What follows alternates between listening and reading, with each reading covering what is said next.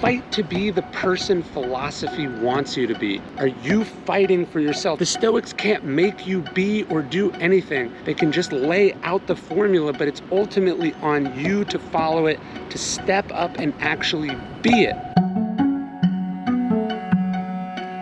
Life is about choices. We choose how we're going to see things. We choose how we're going to think about things. We choose the habits that we're going to practice or not practice. We choose what kind of person we're going to be. Actually, you could argue that the choices we make, the habits we follow, determine what kind of person we're going to be. And Stoicism, I would argue, is really a philosophy about these choices, about how to make better choices. And in practice, that's what it is too. In meditations, we see Marcus Aurelius, the most powerful man in the world, talking to himself, working on himself about these choices. Choice to lose his temper or not, the choice to care about this thing or not care about this thing, choosing the right things to value, the right things to focus on, the right response in a difficult situation. I'm Ryan Holiday. I've written a number of books about Stoic philosophy. I've been lucky enough to talk about it to the NBA and the NFL, sitting senators and special forces leaders. And in today's video, we're going to talk about some of these Stoic choices, some of the most important Stoic practices to follow. You have to ask yourself in every moment, in every instance, every inquiry, every opportunity, every thought, Marcus Aurelius says, you have to ask yourself, is this essential? Because most of what we do and say isn't essential. It's superfluous, it's silly, it's ridiculous, it's superficial. It's not something we need to do, and you have to eliminate it. But he says when you eliminate the inessential, you get the double benefit of doing essential things better. And when we eliminate these things, when we say no to things, when we pare things out, it doesn't feel like much in and of itself because it isn't, but it adds up in a big way. It makes us leaner, it makes us more efficient. You think you're not a morning person, but nobody is a morning person, right? Everyone struggles to get out of bed in the morning. Even 2,000 years ago, Marcus Aurelius was having this debate with himself. He goes, but it's so much warmer here under the covers. He says, is this what you were put here to do? To huddle under the blankets and stay warm? No, you're not, right? You were put here for bigger and better things than that. He says you have to get up and do what your nature demands. He says people who love what they do, they wear themselves down doing it. It's not easy, it's hard, but you gotta push yourself to do it. That discipline to get out of bed in the morning, well, one way to make that easier is to have a little discipline at night. Put yourself in bed, go to sleep, put the phone in the other room so then you can wake up well rested. Marcus understood that attacking the dawn was more than just what time you wake up. It's the decision to attack the day with vigor, to be excited about it, to tackle what you have to do. And when you eliminate the inessential, then you know that you're getting up for a reason, to do things that really matter, that move the needle, that are important to you and important to the world. Everyone wants to become beautiful, and the Stoics say there's actually a really easy way to do it. You can have it right now. The Stoics say you become beautiful when you make beautiful choices. And I think this is true when you see someone who is content with themselves, when someone who knows they are getting better, when someone is making positive choices in their life, it radiates from them, regardless of what their body looks like, regardless of how old they are, regardless of what genetic gifts they have. If you want to be beautiful, make beautiful choices. Get up, right? Manage your life. Have a good schedule. As we talked about before, have a good media diet. Focus on doing difficult things. Push yourself out of your comfort zone. Beauty isn't just physical. It comes from who you are as a human being, how you carry yourself, what you think about yourself, what difference you make in the world. You want to be beautiful, the Stoics say. Start right now by making beautiful choices. You know the movie Gladiator, one of the greatest movies of all time. I don't know why it didn't hit me until I was rewatching it, but the opening scene in Gladiator, Maximus is standing there. It's cold. You can see the steam coming off the ground. He looks at this branch. A bird lands on it. The wheat bending low under its own weight, to borrow a phrase from Marcus Aurelius and the Stoics. It's this beautiful scene, right? You think it's beautiful. And then it zooms out just a little bit and you realize he's on the front. They're about to fight this terrible battle in this nasty, violent place. I love that idea. You think about movies as a metaphor here. You choose the lens. The zoomed in lens, it's beautiful. The zoomed out lens, it's not beautiful. But sometimes it's the opposite. Sometimes you're too zoomed in and you got to zoom way out and you see the beauty. It's all about the lens and the angle of the camera that we decide to look at the world. Rouse yourself to action, Seneca says. Shake off the habit of overthinking with hard work. Putting stuff off is easy, right? Seneca says the one thing all fools have in common is that they're getting ready to start. They're doing it later. In Meditations, Marcus Aurelius, talking to himself, says you could be good now, instead you choose tomorrow. So what is the hard thing you have to do? What is the thing you're putting off? Do it now. Get it out of the way. Cross it off the list. Challenge yourself. Get stronger for having wrestled with it, having crossed it off the list, having done it. Don't wait. Don't say you're warming up to it. Don't say you'll do it after this, after that, when this is finished, when things are easier. It won't be easier. Do it now while it's hard, because it's hard. We are what we do. That's what habit and virtue is. How do I become more virtuous? Aristotle says, the same way you become a better builder, by building more stuff, by doing the work.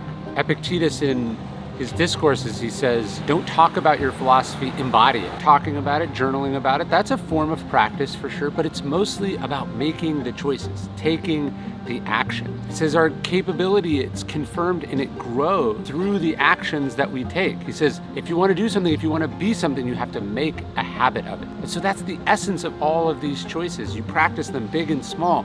You choose them over and over and over again until they become part of your muscle memory. They become part of who you are. Remember what the Stoics say, that the whole world is a temple of the gods. I mean, look at that sunset, look at this beach, look at this life. Marcus Aurelius says, just remember you're lucky to be alive in this moment. Even if things are crazy and insane and awful in the world, they're also wonderful because you're getting to experience them. And to take that for granted, to be bitter or jaded or cynical about that, it's to waste this gift you've been given. And there's a reason they call it the present. It is a gift. Even if this is not the most wonderful time to be alive, it's the only time in which you are alive. So we focus on what we control, which is our perceptions, our opinion about things, that we control, not when and where we are. We try to make the most of it. We try to accept it. We try to be grateful for it. And that's how we find happiness now in this present moment, no matter what's happening in the world.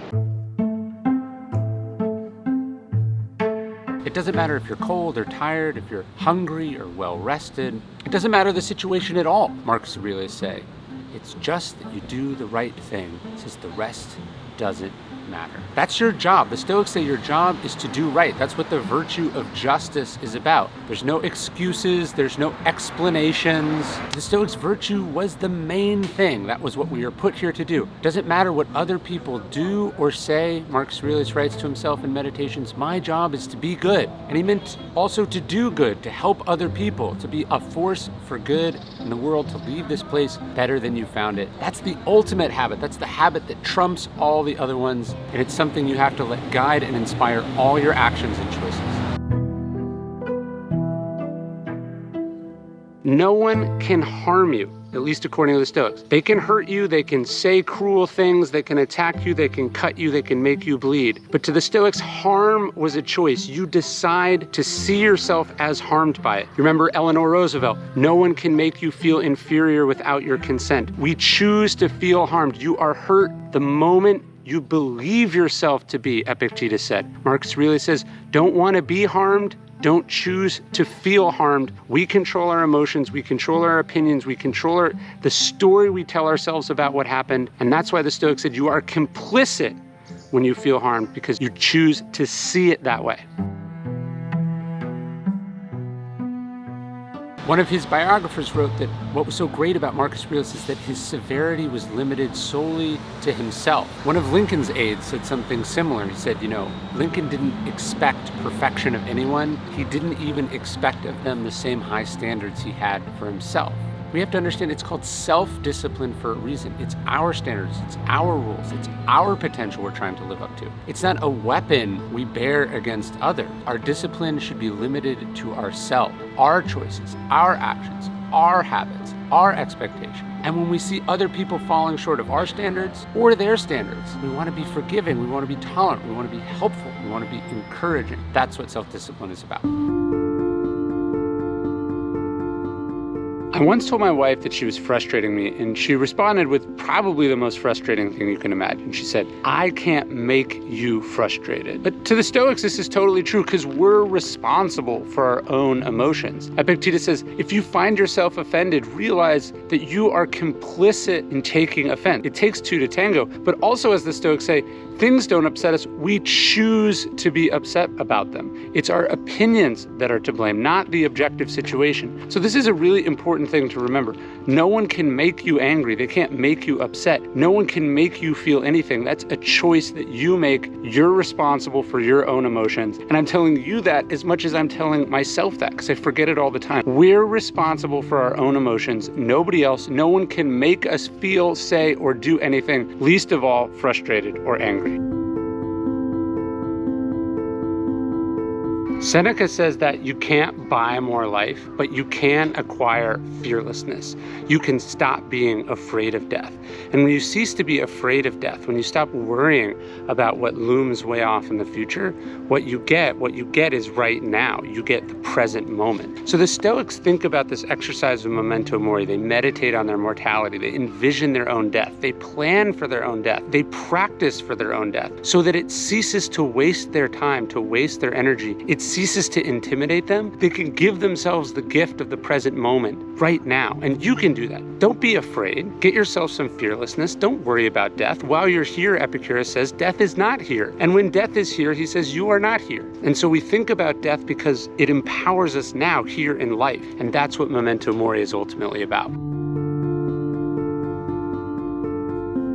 One of the things we have to strive for as Stoics is to have better boundaries. Stoics talk about being self-contained, about not being rattled by what's happening outside, of managing your own crap, of controlling the inner citadel, your own soul, not vomiting your stuff onto other people, that's part of it, but also not allowing other people to vomit all over you, their problems, their issues, their lack of self-control, the things they want from you. You have to sort of keep up some defenses. You also have to be strong enough, confident enough, self-controlled enough, polite enough to say, I don't really want to do that. I'm not comfortable with that.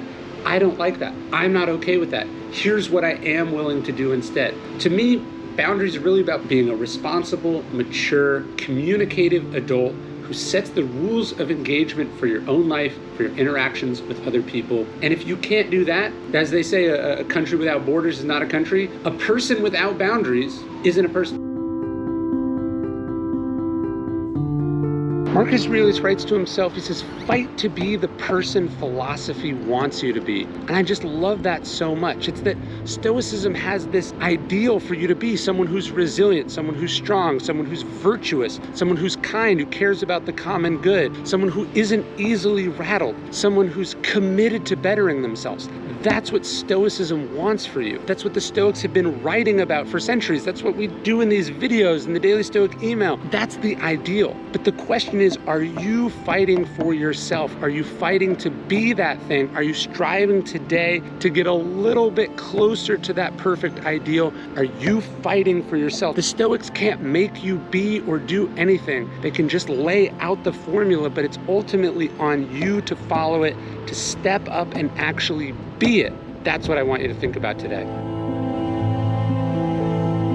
When I wrote the Daily Stoic 8 years ago, I had this crazy idea that I would just keep it going. The book was 366 meditations, but I'd write one more every single day and I'd give it away for free as an email. I thought maybe a few people would sign up. Couldn't have even comprehended a future in which 750,000 people would get this email every single day and would for almost a decade. If you want to get the email, if you want to be part of a community that is the largest group of Stoics ever assembled in human history, I'd love for you to join us. You can sign up and get the email totally for free, no spam. You can unsubscribe whenever you want at dailystoic.com/email.